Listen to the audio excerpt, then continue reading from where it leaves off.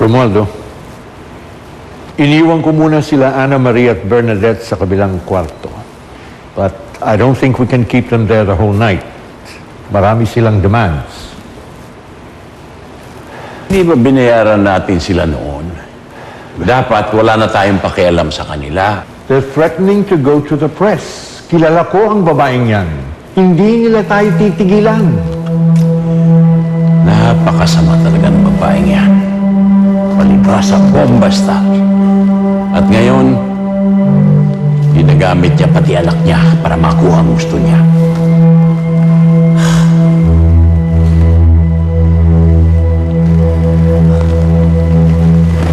Are you all right, Romualdo? I'm okay. Dahil na siguro ito ng sobrang puyat. At sa laki ng problema ko. Anong gusto mong gawin ko? Well, if we pay them off again, they'll just keep coming back. Parang galis aso na pabalik-balik. Kaya tama ang sabi mo, hindi tayo titigilan. Kailangan natin ng permanenteng solusyon. Anak, sa tingin mo ba gagana tong pinaplano natin, ha? Mami, gagana yan. Pwede relax ka lang. Paano naman kasi ang tagal-tagal ng Arturong yun? Paano kung hindi sila pumayag sa gusto natin, ha?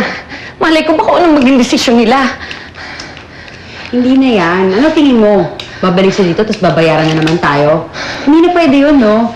Kung tatanga-tanga ka nun, nandito na ako ngayon para umarap sa kanila. Naku, akala mo, swerte ko talaga nandito ka. Tsaka, dyan ako bilib sa'yo, yung tapang-tapang mo. Alam mo, hindi ko na alam ang gagawin ko kasi medyo matanda na ako, anak, di ba? Para pumapil pa sa mga DOM ulit. Ayoko na rin ng ganong buhay. Sa akong tunay na Alcantara, dapat ipaglaban ko ang para sa akin, di ba? Anak naman ako ni Cesar, di ba? Tinatanong kita. Ha? Ha? Ah, oo naman. Oo naman. Alam ka ni Cesar.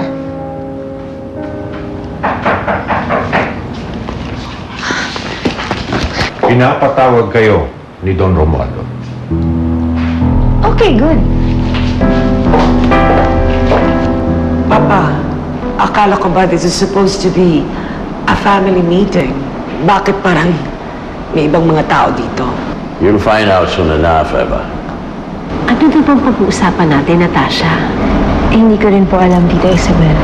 Baka pag-uusapan natin si Bernadette tsaka yung nanay niya. Bakit? Ayaw mo ng ganito. Para tayong one big happy family. Ang saya, di ba? Anyway, Arturo, bakit hindi mo na lang kaya ilabas ang air freshener at biglang bumaho dito?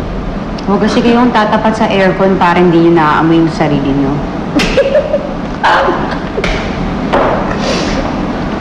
Pakikigiban niyo ang sasabihin ko o mag-aaway na lang kayo. Lolo, bakit niyo po ba kami pinapunta lahat dito? Gusto kong isettle ang problema ng pamilya once and for all. We'll find out soon kung totoong ang anak si Diana at si Bernadette ni Cesar. I want them to take a DNA test.